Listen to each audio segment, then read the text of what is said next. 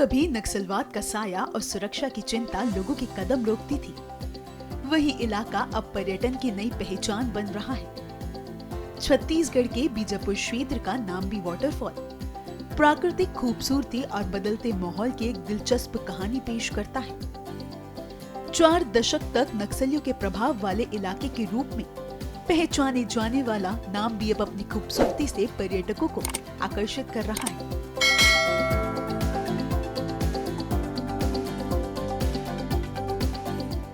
हमारा ज़िला बहुत ही खुशकिस्मत है कि हमारे ज़िले में इतने सारे प्राकृतिक मतलब बहुत ही घूमने की जगहें हैं। और अभी पिछले कुछ समय से जब से हमारा नम्बी जलप्रपात है, उसके साथ साथ गलगम, लंकापल्ली, नीलमसराई ये सभी जलप्रपात ये खुले हैं आम जनता के लिए।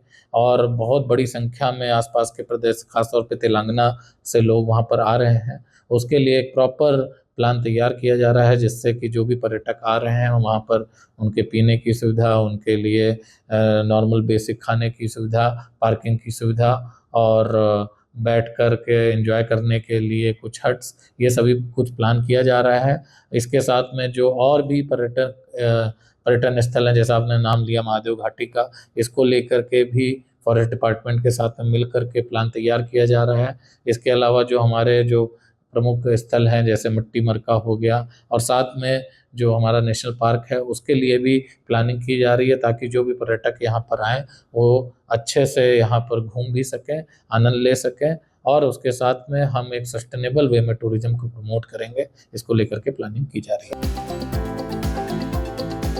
छत्तीसगढ़ के बीजापुर में लगातार बढ़ रही पर्यटकों की आवाजाही ने न सिर्फ इस इलाके को पर्यटन के नक्शे पर उभारा है, बल्कि स्थानीय युवाओं के लिए रोजगार और आय का नया जरिया तैयार किया है।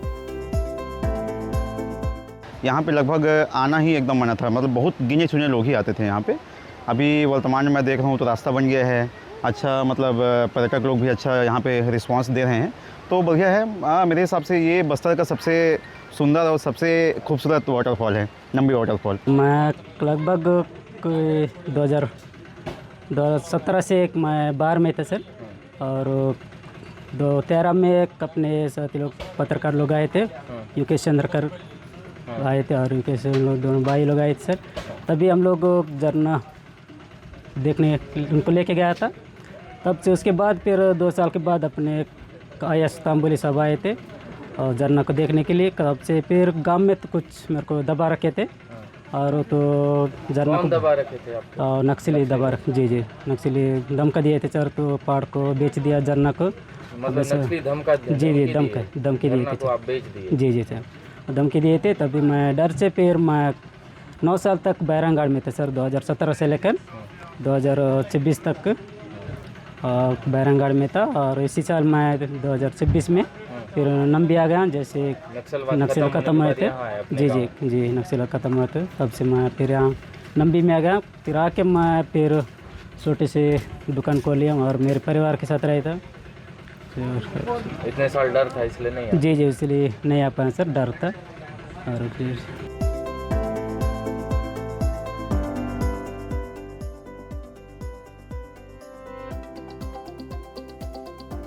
नाम्बी पहुंचने वाले पर्यटकों को वाटरफॉल और आसपास के क्षेत्र की जानकारी देने के लिए गांव के युवाओं ने समिति बनाकर गाइड की जिम्मेदारी संभाली है।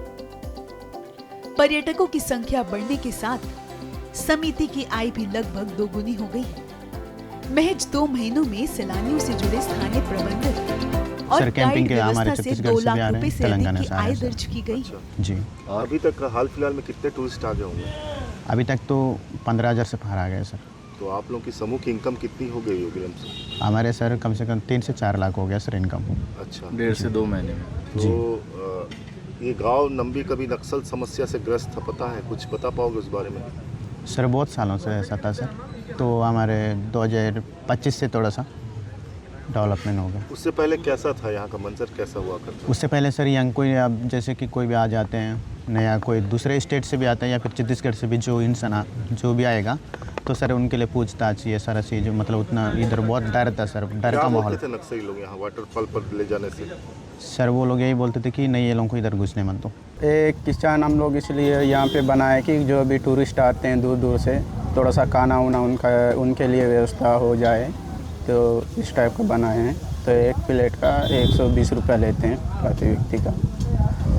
पहले गजेंद्र नंबी कैसा गांव हुआ करता था? पहले तो बहुत दिक्कत होता था सर, कि इतना परेशानी था, कोई आ भी नहीं सकते थे, कि यहाँ हम लोग गांव में रहने के लिए भी मुश्किल होता था।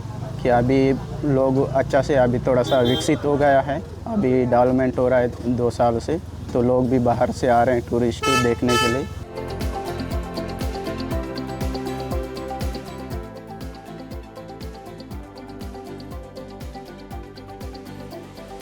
खास बात यह है कि नाम्बी की कहानी सिर्फ एक पर्यटन स्थल के विकसित होने की नहीं, बल्कि बदलते बस्तर की तस्वीर भी पेश करते हैं।